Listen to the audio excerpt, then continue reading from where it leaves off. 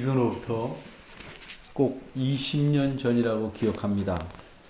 사람들이 한 곳에 가득 모였습니다. 모두 흰 옷을 입고 있었습니다. 누가 죽었기에 저렇게 모두 흰 옷을 입고 모였을까? 텔레비전에서도 그것을 보여줍니다. 어떤 유명한 사람이 죽었는가? 방송에서도 관심을 갖고 있다니. 그런데 뭔가 이상합니다. 누가 죽었으면 조용히 흐느끼는 사람들이 많을 터인데 그렇지 않습니다. 흰옷을 입은 사람들 중 대부분은 여성들입니다. 이들은 양손을 위로 번쩍 들고서 무엇인가 열렬하게 중얼거리고 있는 듯합니다. 그렇습니다. 이분들은 장례식장에 모인 것이 아닙니다. 누군가 오신다고 하신 분을 기다리고 있는 중이었습니다. 사실 오신다고 하신 분은 그렇게 말씀하지 않았는데 자신들이 그렇게 믿고 무작정 기다리고 있는 것입니다. 그런데 그들이 그날 오실 것이라고 믿었던 그분은 20년이 지난 오늘도 아직 오시지 않았습니다. 이렇게 제 마음대로 생각하고 신랑을 맞이하는 신부처럼 하얀 드레스를 입고 예수님의 재림을 기다리던 그분들은 다미 선교회라는 이단에 속한 사람들이었습니다. 어떻게 이 사람들은 1992년을 예수님께서 재림하는 연도로 이해하였을까? 이들이 그렇게 믿은 성경적인 근거가 있다면 그것은 무엇일까? 그리고 그들은 그 근거가 되는 말씀을 과연 올바로 이해한 것일까? 오늘 본문을 살펴보도록 하겠습니다. 8절입니다. 우리말 성경에서는 번역하는 말이 자연스러워야 하기 때문에 이 한 가지를 잊지 말라는 말씀을 맨 뒤에다 갖다 놨습니다. 하지만 원문의 순서에 따르면 이 말씀이 맨 앞에 나옵니다. 그래서 원문의 순서대로 말하자면 8절은 이렇게 시작됩니다. 그러나 너희는 이 한 가지를 잊지 말라. 사랑하는 자들아. 이 베드로 후서는 예수님의 제자인 베드로 사도가 오늘날의 터키의 서쪽 지역에 있던 여러 교회들에게 쓴 두 번째 편지입니다. 이 베드로 사도가 그들에게 잊지 말라고 말씀한 것은 무엇입니까? 주께는 하루가 1000년 같고 1000년이 하루 같다 하는 이 사실입니다. 그럼 이 말씀은 무슨 뜻일까? 하루가 365번, 윤년에는 한 번 더 이렇게 지나야 1년이 되고 1년이 1000번을 지나야 1000년이 되는 것인데 어째서 하루가 1000년 같다고 하는 것일까? 그리고 또 다시 1000년이 하루 같다고 하니 무슨 뜻인지 알 듯 모를 듯 합니다. 예를 들어 보겠습니다. 영어에 고양이는 목숨이 9이다 라는 속담이 있습니다. 무슨 뜻이겠습니까? 이 말을 글자 그대로 이해해야 되겠습니까? 그렇다면 고양이가 죽었다가 다시 살아나기를 8번이나 계속 할 수 있다는 말입니까? 그러나 사실은 우리가 아는 바대로 고양이도 한 번 죽으면 끝입니다. 고양이에 대해서 저는 좀 할 말이 있습니다. 길러보고 있으니까. 한 번 죽으면 끝입니다. 더 이상 살아날 수 없습니다. 그런데 고양이는 목숨이 9개다. 이렇게 말도 안 되는 속담이 있게 되었을까요? 글자 그대로 이해하려면 말도 안 되는 것이 널리 사용되고 있는 까닭은 그 말을 다른 시각에서 보면 뜻이 통할 수 있기 때문입니다. 이렇게 다른 시각에서 보는 방법을 비유적인 방법이라고 합니다. 그럼 고양이는 목숨이 9이다 라는 말을 다른 시각, 즉 비유적으로 보면 무슨 뜻일까요? 그것은 고양이는 웬만해서는, 여간해서는 죽지 않는다는 뜻입니다. 또 우리말에 오지랖이 넓다 말이 있습니다. 오지랖은 웃옷이나 윗도리에 덧입는 겉옷의 앞자락을 가리킵니다. 그런데 오지랖이 넓다는 것은 그 겉옷의 옷자락이 넓다는 뜻으로 주로 사용되는 것이 아니고 지나치게 아무 일에나 참견하다는 뜻으로 사용됩니다. 이처럼 오늘 8절에서 하루가 천년 같고 천년이 하루 같다는 말씀도 글자 그대로 이해하면 말이 안 되니까 비유적으로 이해해야 합니다. 그런데 만일 이 말을 비유적으로 이해하지 않고 글자 그대로 이해한다면 어떤 일이 생길까요?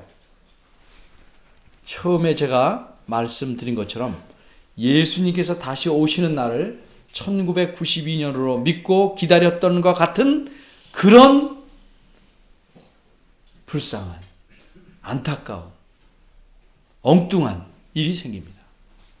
그래서 특별히 성경 말씀은 왜 이런 말씀을 하셨으며 이 말씀의 뜻이 무엇인가를 찬찬히 생각해 봐야 합니다. 신문을 보듯 보면 안 됩니다. 그런데 교회 역사를 보면 불행하게도 하루가 천년 같고 천년이 하루 같다는 말씀을 바로 이해하지 못하고 잘못 쓰기를 시작했습니다. 지금으로부터 약 1800년 전인 주후 2세기경부터 이 말씀이 남용되기 시작했습니다. 어떻게 남용되었는가? 이 말씀을 계산하는 근거로 사용한 것입니다. 예를 들면 이런 식입니다. 주께는 하루가 천년 같다고 했으니 이 세상은 몇 년 동안이나 존재할까? 하나님께서 세상을 엿새 동안 지으셨다는 것은 하루가 천년이니까 6천년을 의미하는 것이다. 그럼 세상은 6천년만 존재한다. 그리고 일곱째 날에 안식했다니까 일곱째 날 하루가 천년이니까 7천년째 되는 그 천년에는 천년 동안 쉬게 되는 천년 왕국이 온다. 그런 식으로 이해했습니다. 제가 중학교 때만 해도 이 생각이 맞는 것이라고 늘 생각하고 있었습니다. 어쨌든 이런 식으로 잘못된 생각은 계속되었습니다. 그러다가 마침내 지금으로부터 약 400년 전인 17세기에는 영국 서쪽의 그 당시 섬이었던 아일랜드의 대주교 어셔라는 사람이 성경에 나오는 연대를 모두 더했습니다.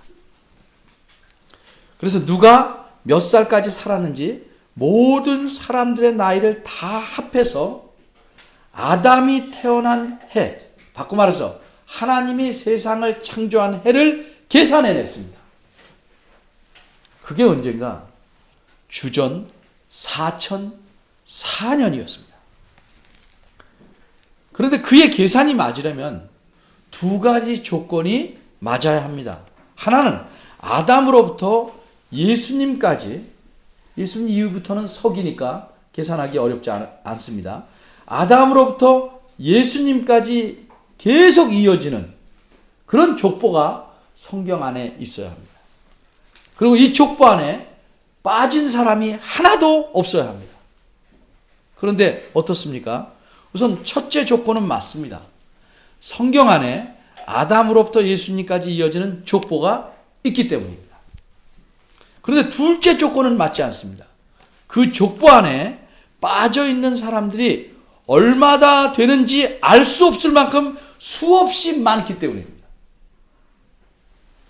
그런데도 어셔라는 사람은 빠진 사람이 전혀 없는 줄 알고 그들의 나이를 다 합해서 아담이 지음받은 때를 계산해내었던 것입니다. 그런데 이런 계산이 정말 엄청난 실수인 줄도 모를 뿐만 아니라 오늘 본문 하루가 천년 같다는 말씀까지 잘못 사용합니다. 그래서 이 세상이 계속되다가 끝나는 때는 세상은 6,000년 동안만 계속되니까 주후 2,000년쯤이라고 생각하게 됩니다. 벌써 12년 전에 끝났어야 됩니다. 이 계산에 따라.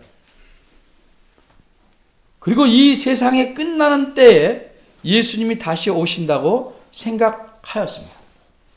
그런데 어째서 다미 선교회라는 이단의 사람들은 2000년보다 8년이 빠른 1992년을 예수님의 재림하는 때로 계산했을까? 아마도 이것은 그들 나름대로 정확하게 계산을 시도한 것입니다. 어셔의 계산을 따르면 아담이 지은 때가 4,000년이므로 여기서 4년. 그리고 예수님의 탄생이 실제로는 서기 또 그 전을 계산할 때 4년 정도가 틀리니까 그 4년. 이렇게 8년을 잘못 계산한 것을 염두에 두고 이 8년을 2000년에서 뺐습니다. 그래서 1992년이 나온 것입니다. 나름대로 치밀했습니다. 그런데 과연 이들의 계산대로 예수님께서 재림하셔서 이 세상이 20년 전인 1992년에 끝났습니까? 안 끝났습니다. 그래서 우리가 여기 모여 있습니다. 따라서 이제까지 말씀드린 그런 식의 계산은 틀린 것입니다. 그런 식의 계산은 한마디로 엉터리입니다. 그러면 8절에서 주께는 하루가 1000년 같고 1000년이 하루 같다는 이 말씀의 의미는 무엇일까? 이 의미를 정확히 알기 위해서 왜 이런 말씀을 하셨는가를 먼저 생각해 보겠습니다. 그 당시 교회는 예수님의 재림에 대해서, 바꿔 말해서 세상의 종말에 대해서 두 가지 잘못된 생각을 하고 있었습니다. 그 하나는 오늘 본문 앞에 있는 3절에서 7절 내용에서 알 수 있습니다. 예수님께서는 분명히 다시 오시려고 약속했습니다. 구약에서도 주의 날이 온다고 수없이 많이 예언했습니다. 그런데 이 당시 사람들이 생각할 때는 예수님이 하늘로 올라가신 지 몇십 년이 지나도 예수님은 다시 오시지 않고 있었습니다. 베드로가 이 편지를 쓸 때에도 예수님은 다시 오실 기미가 전혀 보이지 않았습니다. 그러니까 사람들 마음에 의심이 생겼습니다. 예수님의 약속을 믿지 않으려고 합니다. 이런 때에 교회 안에 거짓 선생들이, 그 앞에 2장은 거짓 선생들에 대한 이야기인데 거짓 선생들이 나타납니다. 이들은 교인들의 의심을 부추깁니다. 이런 거짓 선생들은 오늘 3장 4절을 보면 아예 노골적으로 주의 강림하신다는, 주께서 다시 오신다는 약속이 어디 있냐 이렇게 말합니다. 그런 약속이 어디에 쓰여 있냐를 묻는 게 아니고 그 약속은 가짜다 이런 뜻입니다. 그 약속은 믿을 것이 못 된다 이런 의미입니다. 그런 약속은 거짓말이라는 것입니다. 이처럼 예수님께서 다시 오신다는 약속을 믿지 않는 사람들이 생겨납니다. 또 다른 그 당시에 잘못된 생각은 오늘 본문의 9절에 나타나는 것 같습니다. 예수님께서 다시 오신다는 사실을 믿긴 믿지만 믿는 사람들 가운데서도 그 예수님의 재림이 너무 더디다고 생각하기에 이르렀습니다. 이런 이유로 베드로 사도는 오늘 본문을 말씀하고 있는 것입니다. 다시 말하자면 오늘 본문은 그 당시 교회 안에 나타난 두 가지 그릇된 생각을 고치려고 예수님의 재림에 대해서 말씀하고 있는 것입니다. 먼저 재림이 없다고 생각하는 사람들에 대해서 베드로는 이렇게 말합니다. 그 앞에 3절을 보면 그들을 가리켜 기롱하는 자들이라고 표현합니다. 기롱하는 자라는 뜻은 조롱하는 자, 즉 놀리는 자라는 뜻입니다. 이들은 예수님께서 다시 오신다는 사실을 믿는 자들을 놀립니다. 그런 헛된 약속을 믿어서 속았다고, 어리석다고 놀리고 업신여깁니다. 그래서 사람들로 하여금 예수님의 재림을 믿는 것을 창피하게 만들거나 포기하게 만듭니다. 그런데 이렇게 기롱하는 자들이 재림을 믿지 않는 이유는 무엇일까? 4절에서 6절을 봅니다. 이들은 세상이 창조될 때부터 아무 일 없이 그대로 지금까지 잘 있어 왔다고 주장합니다. 그러니까 앞으로도 이렇게 잘 되어 나갈 것이다 라고 하는 것입니다. 예수님께서 재림한다는 것은 단순히 예수님이 다시 오신다는 말이 아니고 그날이 세상의 마지막 날이라는 의미입니다. 그날에는 이 세상이 멸망합니다. 경건치 않은 사람들은 심판을 받고 세상과 함께 멸망하게 됩니다. 이런 사실을 오늘 본문 뒤에 10절과 12절은 이렇게 무섭게 표현합니다. 그날에는 하늘이 큰 소리로 떠나가고 체질이 뜨거운 불에 풀어지고 땅과 그 중에 있는 모든 일이 드러나리로다. 그날에 하늘이 불에 타서 풀어지고 체질이 뜨거운 불에 녹아지려니와. 그런데 조롱하는 자들은 하나님께서 세상을 그렇게 멸망시키실 리가 없다고 주장합니다. 왜 그런 주장을 합니까? 이들은 성경을 압니다.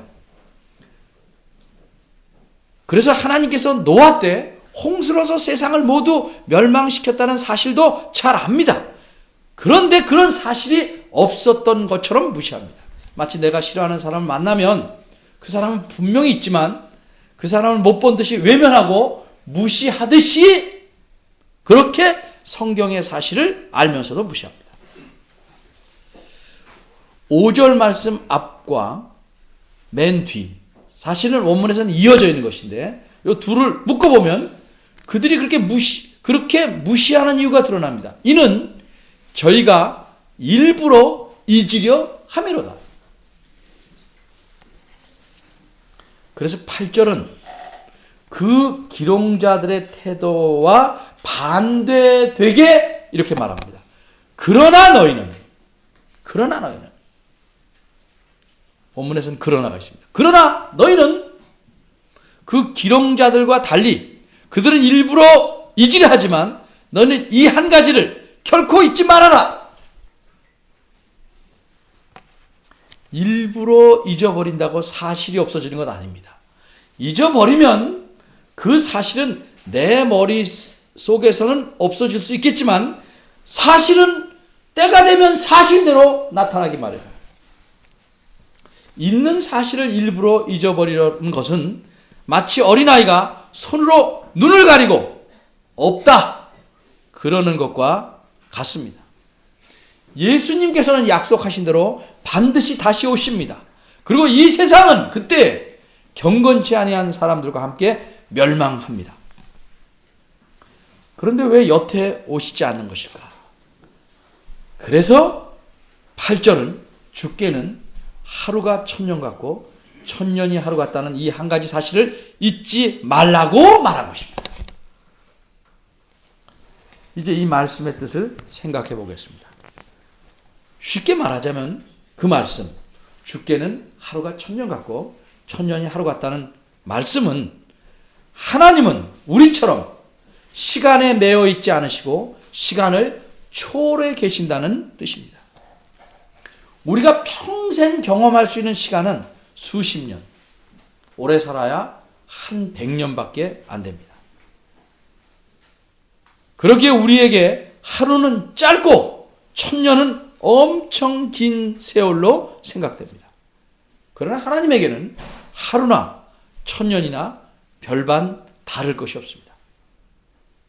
우리는 과거, 현재, 미래라는 시간의 틀에서 살아갑니다.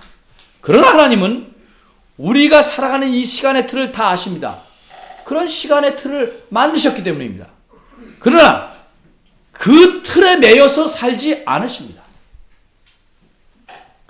하나님은 영원 안에서 살아갑니다. 바꿔 말하자면 하나님은 우리의 과거, 현재, 미래를 동시에 보고 계십니다. 좀 어려운 말로 하나님에게는 언제나 영원히 모든 것이, 모든 시간이, 과거, 현재, 미래 모든 것이 하나님 앞에는 현재입니다. 이 사실에 대해 유명한 설교자인 스폴전 목사님은 자신의 설교에서 이렇게 설명했습니다. 그대로 인용합니다. 바다를 향해서 비스듬하게 서서히 흘러가는 강이 있습니다. 어떤 사람이 그 강 위에서 배를 저어갑니다. 이 뱃사공에게는 자신이 지금 배를 저어가고 있는 부분만이 현재입니다.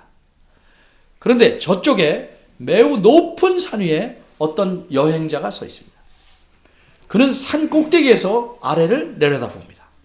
그는 그 강이 시작되는 부분부터 강이 물줄기를 이루며 흘러가다가 마침내 바다로 흘러가는 강 전체를 내려다봅니다. 따라서 그에게는 강의 시작점부터 바다에 이르기까지 햇볕에 반짝이며 평지를 흘러가는 물줄기가 똑같이 동시에 보이는 현재입니다. 처음부터 끝까지 그는 강 전체를 동시에 바라보고 있기 때문입니다. 그러나 저 아래 뱃사공은 배를 한참 저어갑니다. 이곳으로 가고 저곳으로 가고 마침내 원하는 곳에 이를 것입니다. 그래서 뱃사공은 강 전체를 볼 수는 없습니다. 그는 자신이 지나온 곳과 지금 있는 곳과 앞으로 나아가게 될 곳의 일부를 볼 수 있을 뿐입니다. 하지만 하나님에게는 시간의 흐름도 산 꼭대기에서 전체를 내려다보는 것과 같을 것이라고 생각합니다. 지극히 높은 곳에서 하나님은 한눈에 모든 시간을 다 내려다보십니다. 시간 속에서 일어나는 모든 획기적인 사건들과 시대의 모든 변화들을 한 번에 한꺼번에 보십니다. 지나간 수천 년과 앞으로 다가올 수천 년이 하나님의 눈에는 동시에 한 번에 보입니다. 이처럼 영원하신 하나님은 영원한 오늘 속에서 사십니다. 과거도 하나님에게는 오늘입니다. 미래도 하나님에게는 이미 오늘로서 존재합니다. 우리가 살고 있는 현재도 그분에게는 오늘입니다. 스폴전 설교전집 33권에서 인용해 왔습니다. 이처럼 하나님에게는 사람들이 살아가는 시간과는 달리 하루가 천년 같고 천년이 하루 같으므로 예수님의 재림이란 언제 이루어질지 예측할 수가 없는 것입니다. 오늘이 다 지나가기 전에도 있을 수 있고 100년 후에도 있을 수 있고 1000년 후에도 있을 수 있는 것입니다. 우리가 죽기 전에 있을 수도 있고 우리가 죽은 후에 있을 수도 있는 것입니다. 그때가 언제냐 하는 것은 우리들에게 시간의 문제일 뿐입니다. 주의 날은 반드시 오는 것입니다. 그런데 여기서 또 한 가지 생각해 볼 문제가 있습니다. 주의 날이 왜 그렇게 늦게 오는가 하는 점입니다. 베드로 사도에게 이 편지를 받는 교인들의 입장에서 보면 수십 년이 지나도 주의 날이 오지 않고 있습니다. 우리 입장에서 보면 2000년이 지났는데도 아직 주의 날이 오지 않았습니다. 왜 이렇게 늦는가? 이에 대한 대답이 9절입니다. 우선 9절을 정확하게 이해하기 위해 표현을 조금 원문에 따라 고쳐봐야 합니다. 우리말 성경에서는 주의 약속은 쭉 가고 끝에가 중간 뒷부분이 더딘 것이 아니라 이렇게 되어 있습니다. 그러나 원문은 주의 약속이 아니고 약속의 주님께서, 주님이 주어입니다. 약속의 주님께서 늦으시는 것이 아니다.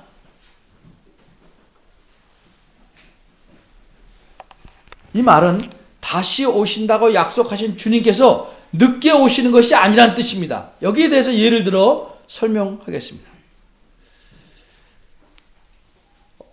어떤 사람이 돈을 빌려주겠다고 기꺼이 약속을 했습니다. 돈이 필요한 사람이 그 사람을 기다리려고 합니다.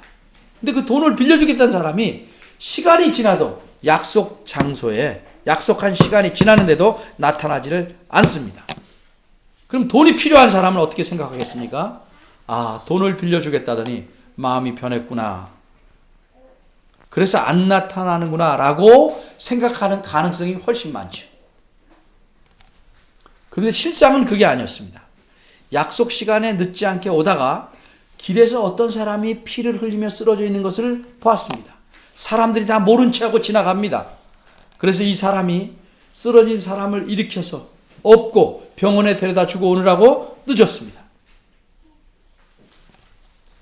그런데 기다리던 사람은 약속한 사람이 늦은 이유를 나쁘게, 부정적으로 오해하고 있었습니다. 그 9절에서 어떤 이에 더디다고 생각하는 것 같이 더딘 것이 아니다 하는 말이 이런 뜻입니다. 주님께서 자신들이 기대한 때에 오시지 않자 어떤 사람들은 약속을 지키지 않으시려고 늦는다고 오해했습니다. 여기 9절에서 베드로는 그렇게 늦으시는 이유가 너희가 오해하고 있는 그런 이유, 그런 생각 때문이 아니라 그런 이유 때문이 아니라 그래서 늦는 것이 아니고 더 중요한 선한 이유 때문에 그렇다는 것입니다. 사실 늦는 것도 아닙니다. 그들이 그렇게 생각해서 늦었다고 생각할 뿐입니다.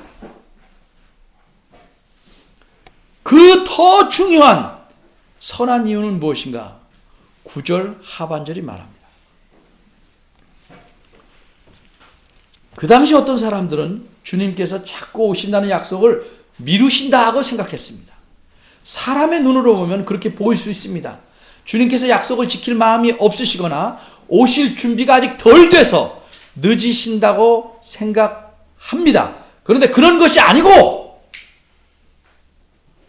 오래 참으시기 때문에 그런 것이라는 말씀입니다. 우리는 어떤 사람에 대해서 저 사람은 좀 망했으면 좋겠다. 종말이 빨리 와서 저런 인간은 빨리 망했으면 좋겠다 라고 생각할 수도 있습니다. 그런데 주님께서는 우리가 망했으면 좋겠다고 하는 그 사람은 물론 세상 모든 사람이 멸망하지 않기를 원하십니다. 모든 사람이 자기 죄를 회개해서 주님을 믿고 그리스도를 믿고 구원받기를 원하십니다. 그래서 길이 참고 계시는 겁니다. 아주 오래전에, 지금으로부터 약 4,000년 전에 하나님께서는 아브라함에게 가나안 땅을 주시겠다고 약속했습니다.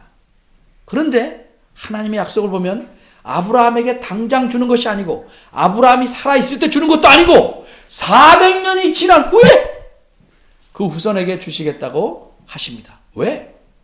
왜 그렇게 미루셨습니까? 주님의 대답은 아직 아모리 사람들의 죄악이 꽉 차지 않았기 때문이라고 말씀하셨습니다. 그 당시 그처럼 악한 사람에게도 하나님은 공의롭게 기회를 주시려고 하는 것입니다. 그래서 길이 참으시는 것입니다. 그런데도 그 사람들이 망한 까닭은 하나님께서 기회를 충분히 주셨음에도 불구하고 계속해서 버티고 회개하지 않았기 때문입니다. 이처럼 하나님이 이 세상 모든 사람들에게 회개할 기회를 충분히 주시려고 기다리십니다. 자비하심으로, 긍휼하심으로 기다리고 계신 것입니다. 아직 회개하지 않고 그리스도를 믿지 않는 우리들의 가족, 우리들의 친척, 우리들의 친구를 위해서 기다리고 계신 것입니다.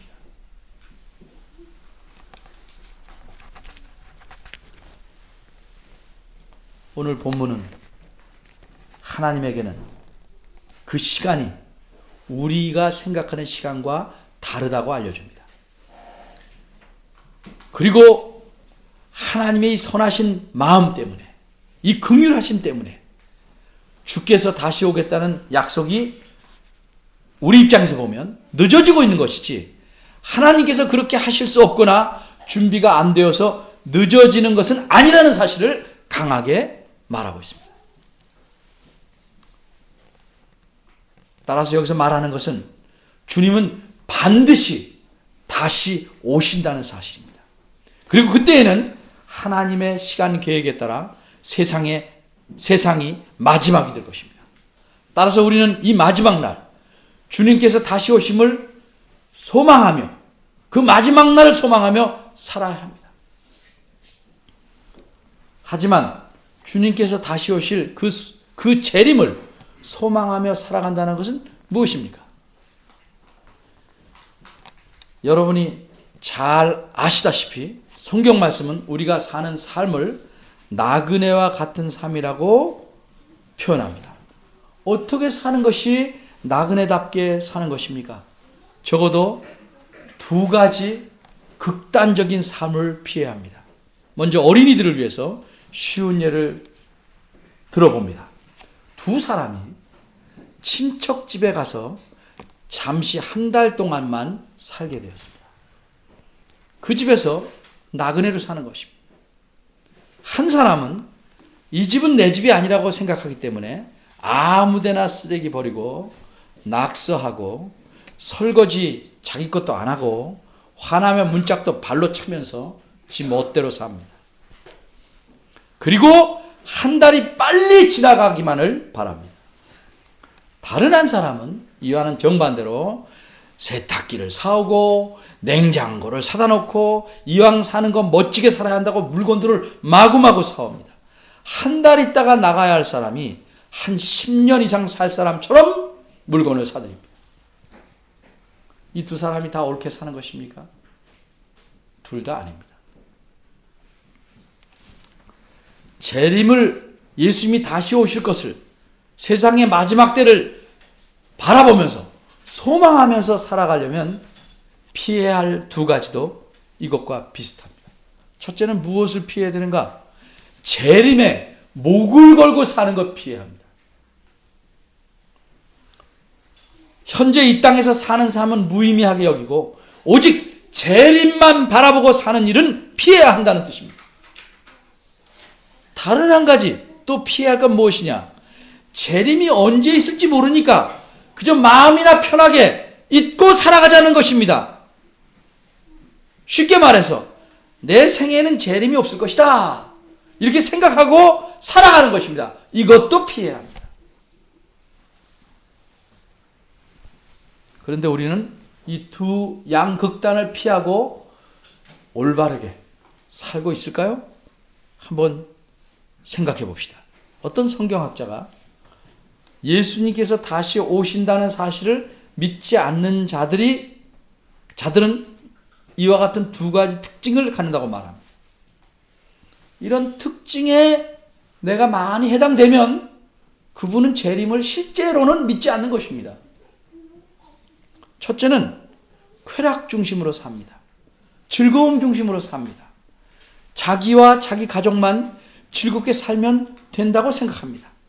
이들이 생각하는 것은 이 세상뿐입니다. 죽고 난 다음에 세상은 믿지 않습니다. 그러니까 이런 사람들은 악착같이 돈을 법니다. 어떻게든 벌어서 자기 하고 싶은 것은 무엇인지 다 하면서 살아가려고 합니다. 여기에 많이 가까우면 그 사람은 실제로는 재림을 소망하고 사는 사람이 아닙니다. 둘째는 무관심입니다.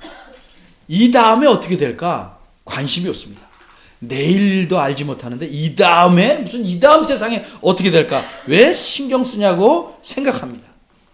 이런 사람들이 확실히 믿을 수 있다고 생각하는 것은 자기가 갖고 있는 자기 손에 있는 재물뿐입니다.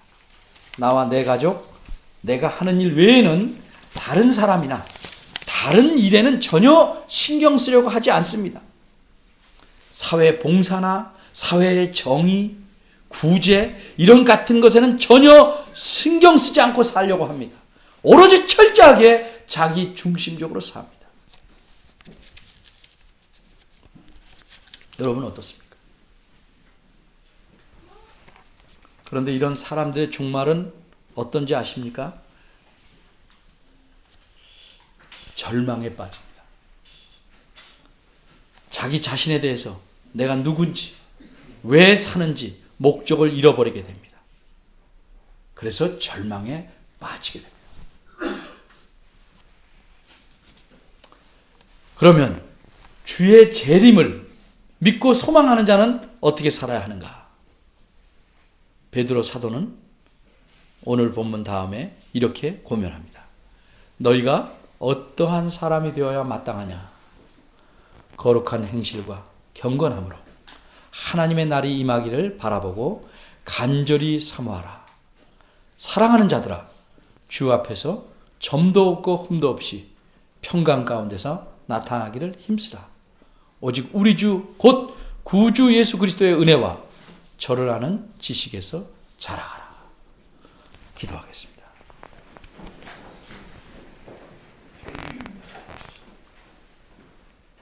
하나님, 저희를 긍휼히 여겨 주옵소서.